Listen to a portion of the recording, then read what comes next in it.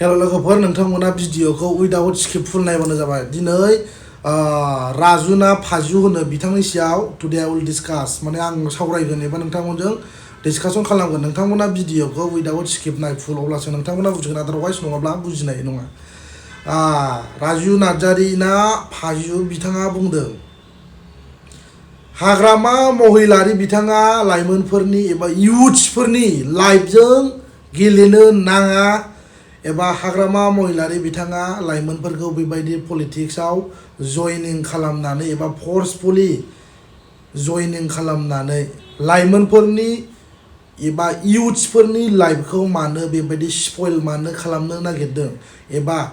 मानो गुबुंले खालामनो नागिरदों मानो लाइमोनफोरखौ बेबायदि फिउचारखौ बिथांमोननिखौ मानो बेबायदि गाज्रि खालामनो नागिरदों मानो गाज्रि बारहावायाव लाबोखो होननानै बिथाङा बुंदों लाजिनांगौ नोंथाङा बेबायदि खोथा बुंनो मानो लाजिनांगौ बेनि मेन रिजनखौबो आं नोंनो खोन्थागोन एबा रायजो राजाफ्रा खोनासं आबसु अफिसाव जयेन जायोब्ला एबा इउपिपिएलआव जयेन जायोब्ला जेबो दाय जाया आबसु आरो इउपिपिएलआव जयेन जायोब्ला गोग्गो सोलोंथाइ मोनो नामा गुबुंले जाया नामा युथ्सफोरनि लाइमोनफोरनि केरियारा मोजां जायो नामा साइकेल रेलि खालामब्ला युथ्सफोरनि लाइफआ मोजां जायोना गोग्गो जायो गोग्गो सोलोंथाइ मोनो नामा नोंथांमोना थांनाय बिटिसि इलेक्सनाव गामि ओनसोलनि गोरिब गुन्द्रानि फिसाफोरखौ लाबोनानै आबसु अफिसाव दोनफैबाय गस्ला गिन्दि गांसे बायनानै होबाय डिक्सनारि मोनसे बायनानै होबाय लाबोबाय सोरबा सोरबाथ' 18 बोसोर जायियानो आबसु अफिसाव थायो मेट्रिक पास जाजेननाय गथ'फ्रा खय बोसोर जायो दानियाथ' नोङो 18 जास्लाबा माथो आबसु अफिसाव थाबासो मोजां जायोनो माने एबा इउपिपिएल पार्टियाव जयनिं जाबासो गोग्गो सोलोंथाइ मोनोनो गुन गोनां सोलोंथाइ मोनो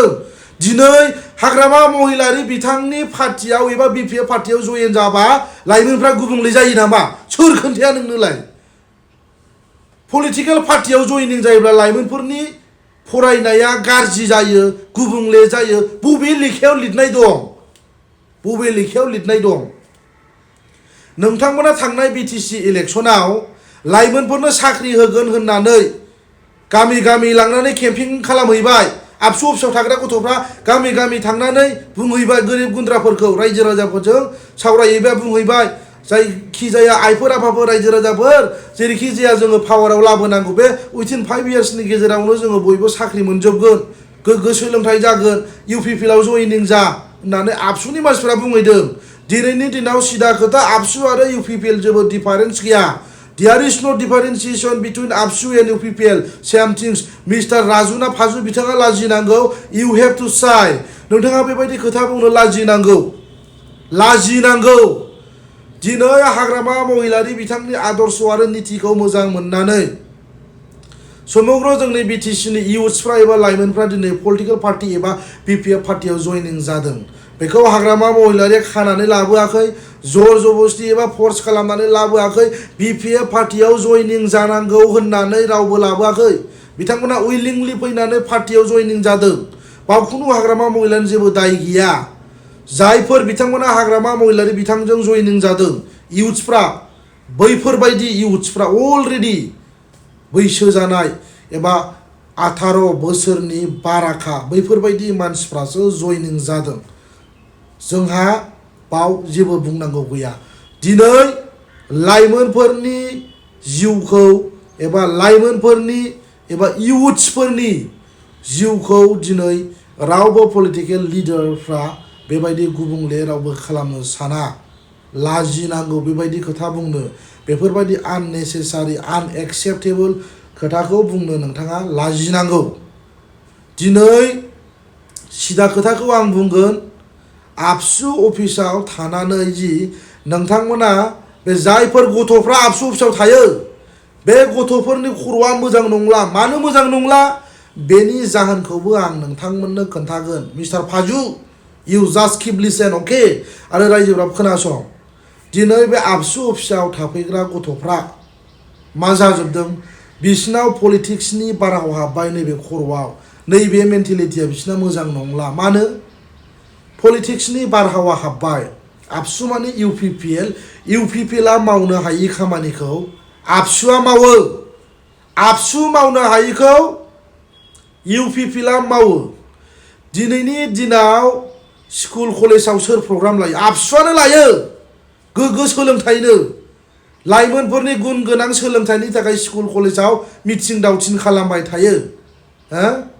लाजिया नोंसोर कलेज इउनिभारसिटिफ्रावबो दिनैनि दिनाव जेनो नोंसोर मानो जेनो जाहोना मा गोदो आबसुखौ बयबो फोथायोमोन बिलिभ खालामोमोन फैयै फैयै ग्रेजुवेटलि दिनै मानोथो आनबिलिभ जाखो आनबिलिभेबल मानो जाखो मानोथो दिनै आबसु अफिसाव मानो लाइमोनफ्रा इउथ्सफ्रा मानो जयनिं जाया मानो बिपिएफ पार्टियाव जयनिं जाखो बेखौ एसे मोजाङै डिपलि स्टाडि खालाम मोजाङै डिपलि थिंकिं खालामनानै नायोब्ला डेफिनेटलि नोंथाङा मोनगोन अबियासलि मोनगोन दिनैनि दिनाव आबसुखौ मानो गाज्रि मोनखो दुलाराय बर' फरायसा आफादखौ मानो गाज्रि मोनखो गोदोबो नोंसोरो गोरिब गुन्द्रा दुखुथिया न'खरनि गथ' गथायफोरखौ लाबोनानै आबसु अफिसाव दोनफैबाय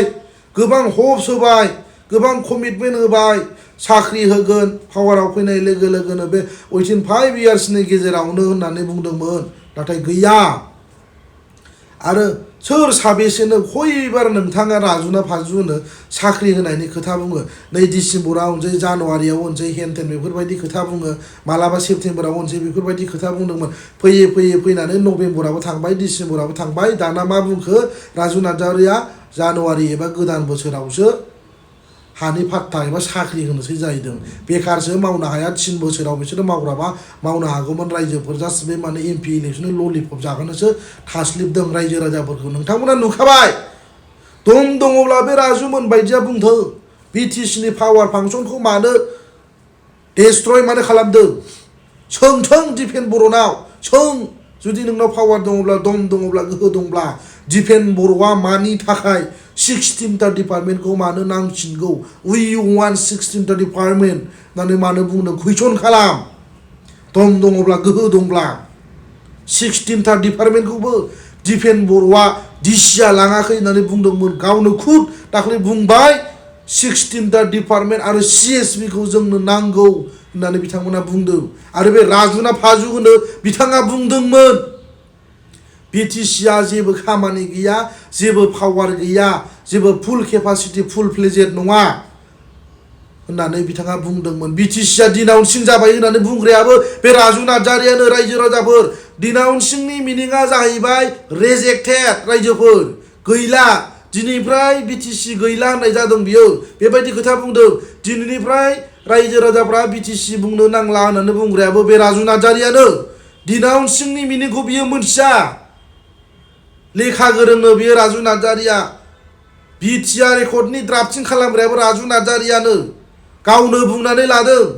दिनै नोङो इसिबां अस्थादगिरिब्ला बे एमअएसआव मानोथो बेबायदि लिरनानै लाबोआ नोंलाय मानो जेनेरेल एमनेस्टि मानो दफायाव मानो लिरनानै लाबोनो हायाखै जेनेरेल एमनेस्टिया जाहैबाय बिलकुल जेबो दाय गैयि गजोबनांगौ बे एकर्डजों नैबेखौ होनो जेनेरेल एमनेस्टि हाइनियास आरो नन हाइनियासआ जाहैबाय गोजौ थाखोनि केस गिदिर गिदिर केस आरो नन हाइनियासआ फिसा बे गासिबो केसआ गजोबनांगौनि थाखाय बाव लिरनायानो गैया मोननै 2 टाइप्स बिसोरो लिरनानै लाबोदों जायना गिदिर गिदिर केस बिथांमोनखौ रिभिउ खालामनानैसो नायगोननो दायनिगिरि नंगौना नङा बिथांमोनालाय अलरेडि हाइनियासका गिदिर थाखोनि केस बिथांमोना नांखानाय अब्ला बिथांमोना रिभिउ खालामबा बोरैथो गनांगौ जेनेरेल एमनेस्टि जुदि मोनोमोनब्ला जेरैबायदि बिटिसि एकर्डजों हाग्रामाया जेनेरेल एमनेस्टि मोननो हादों लाइक डेट जुदि मोनोमोनब्ला दिनै बेबायदि हाइनियास नन हाइनियास थानांनाय नङामोन आरो जेलाव दिनैसिमबो टिल टुडे थानो गोनां जानाय नङामोन नोंनि अस्थादगिरिया मानोथो बेबायदि जाखो फैयै फैयै मानोथो बेबायदि जाखो मोनसेबो खोथा मोजां रायलाया मोनसेबो खोथायानो सैथो नङा गासिबो थगायनाय एभ्रिथिं इज फेक गासिबो थगायनाय मोनसेबो सैथो खोथा बुङा आबसु आरो इउपिपिएलनि मानसिफ्रा जायनि थाखाय दिनै बिथांमोना इनटलारेन्स जानानै दिनै हाग्रामा महिलारिजों इयुथ्सफ्रा लोब लोब फैनानै दिनै जयनिं जाफैदों बेखौ हाग्रामा महिलारि बिथाङा जर जबस्ति लाबोआखै बे सिदा खोथा दिनै नोंथांमोनहा बुंनो बेबायदि लाजिनांगौ साइकेल रेलि खालामोब्ला इयुथ्सफोरनि एबा लाइमोनफोरनि जौगानाय फैयो ना इयुथ्सफोरनि जौगानाय फैयो नामा बेनि फिननायखौ रायजो राजाफोरनो ब्रडलि खोन्थालाय दिनै BPF पार्टियाव एबा हाग्रामा महिलारिजों जयेन जानायनि थाखाय एबा जयेन जानायखौ नुनानै एलार्जि जानानै बिथांमोना उन्दुनो हायाखै ओंखायनो बिथांमोना बेफोरबायदि सैमा फाग्लाफोरबायदि गोब्रामदों भबिष्यतखौ मा खालामनो नागिरदों लाइमोनफोरनि जिउखौ गुबुंले खालामदों होननानै बुंदों no don't think like that mister Phaju Narzary अके नोंहा लाजिनांगौ रावबो लिडार्सफ्रा हाग्रामा महिलारि बिथाङा लाइमोनफोरनि लाइफजों प्ले खालामाखै सिदा खोथा keep that in your mind अके मिस्टार फाजु नार्जारी नोंथाङा लाजिनांगौ आबसु अफिसाव एबा UPPLआव जयनिं जाबासो गोग्गो सोलोंथाइखौ मोनो जाहैदों लाइमोनफोरनि इयुथ्सफोरनि केरियारा मोजां जायो जाहैदों सोर साबेसे आबसु अफिसाव थानानै साख्रि मोनखोब्रा बिनि फिननायखौ होलाय जाय जेराव गोसो दं मालायबाव जयनिं जादों बिथांमोना डिसाइडेड खालामदों थिरांथा खालामदों बिथांमोना गावगाबागाव चयस खालामनो हानायनि मेन्टेल एबिलिटिस दङ बाव जानला मानला बेफोरबायदि बुंनानै जेबो लाब गैया नोंथांमोननि जि खोथा बुंनाय गासिबो बेकार नंखाय बिनिखायनो दिनैनि दिनाव इयुथ्सफ्राबो दिनै बुजिदों सोरनि क्वालिटिया माबायदि सोरबायदि दैदेनगिरिया मोजां प्रमद बर' आरो हाग्रामा महिलारि बिथांनि गेजेराव डिफारेन्सआ मा बेखौ जोंनि इयुथ्सफ्रा स्टाडि खालामनानै बिनि फारागथि एबा डिफारेन्स बेखौ स्टाडि खालामनानै मोनदों लाइमोनफ्रा गोबां सानदोंमोन पावार मोनबाय होननायखौ लाइमोनफ्राबो ओरैबायदि माने फोथायदोंमोन ओरैबायदि बिटिआर सुक्ति जाबाय सापर्ट खालामनांगौ साख्रि मोनगोन गोबां माने बेफोरबायदि एसुरेन्स होदोंमोन दिनै फैयै फैयै फैनानै दिनै लाइमोनफ्रा बुजिनो हाबाय हमदांनो हाबाय गमामायैनो दिनैनि दिनाव UPPL आरो प्रमद बर' दैदेननाया दिनैनि दिनाव सरकारा मोजां नङा इयुथ्सफोरनो साख्रि होनो हाया प्रभाइड खालामनो हाया आरो दिनैनि दिनाव लाइमोनफ्रा एबा इयुथ्सफ्रा बेखौनो स्टाडि खालामदों आबसु आरो UPPL दिनैनि दिनाव सेम जाबाय बाव खुनु डिफारेन्स गैला जोङो सानदोंमोन होननानै लाइमोनफ्रा बुङो दुलाराय बर' फरायसा आफादा लाइमोनफोरनि जौगानायनि खामानि मावनायखौ जोंबो लुगैयोमोन आरो इयुथ्सफ्राबो लुगैयोमोन नाथाय दिनैनि दिनाव आबसुनि प्रेसिडेन्टफ्रानो दिनैनि दिनाव ससियेल मिडियायाव फ्रिकुवेन्टलि एन्ड अलवेज माने पलिटिकेलाइज खोथाखौ बिथांमोना बुङो मानो बुंनो गोनां जाखो पलिटिकेलाइज खोथाखौ मानो बुङो जुदि नोंहा पावार दङब्ला राजुना फाजु होनो बिनि फिननायखौ हो रायजो राजाफोरनो आबसु अफिसाव दोनफैनानै गथ'फोरनि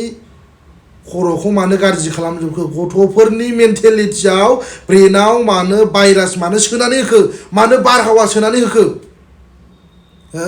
जाहोना मा बे आबसु अफिसाव थाफैनानै गथ'फोरनि मेन्टेलिटिया मोजां नंला इमप्लिमेन्ट जायाखै बिनि थाखायनो जोङो दिनै एगेन जोङो एबा जोंनि जि इमप्लिमेन्टेसन जानांगौमोन जि दफायाव लिरनाय क्लसेसफोर बे इमप्लिमेन्टेसन जायनि थाखाय जोङो आन्दालन खालामफिननो गोनां जाबाय एबा खालामबाय होननानै दिल्लीयाव बुंहैगोन जाहैदों अलरेडि दिल्लीयाव बड'लेण्ड नांला होननानै लिरनानै गारबोखाबाय रायजोफोर बिसोरो माब्रै बेबायदि खोथा बुंनो हायो आरो बुंबावो बिसोरो जि फाइनाल एन्ड कमप्रेहेनसिभ सल्युसन बिनि मिनिङानो बड'लेण्ड नांला बर' जाथिनि सिमाङा जोब्बाय दिनैनिफ्राय टटेलि फुलफिलमेन्ट जाजोब्बाय एभ्रिथिं बर' हारिनि जे गांनाय लुबैनाय जि मिजिं सिमां दंमोन बे गासिबो बिदिनो पुरन जाजोब्बाय वी हेभ गट होननानै बुंदोंमोन बिसोरो we have got lots of power and फांसन होननानै बुंदोंमोन दिनैनिफ्राय जोंनो जेबो नांला we are satisfied with this peace accord or BTR agreement होननानै बिथांमोना बुंदोंमोन आरो लिरफ्लादोंसो होननानै बुङो आसुरित मानसि नायदो होमबा BTC गैला होननानैबो बुंबाय जेब्ला हाग्रामाया बार्थडे सेलिब्रेसन खालामदोंमोन दाखालि BTCनि बे सोरबा हाग्रामा महिलारिखौ लाजि फोनांनाय जायाखै रोजा रोजा बर' फिसाफोरनि मुंख्लं जानायनि गेजेरजोंसो बे BTCआबो दाजादों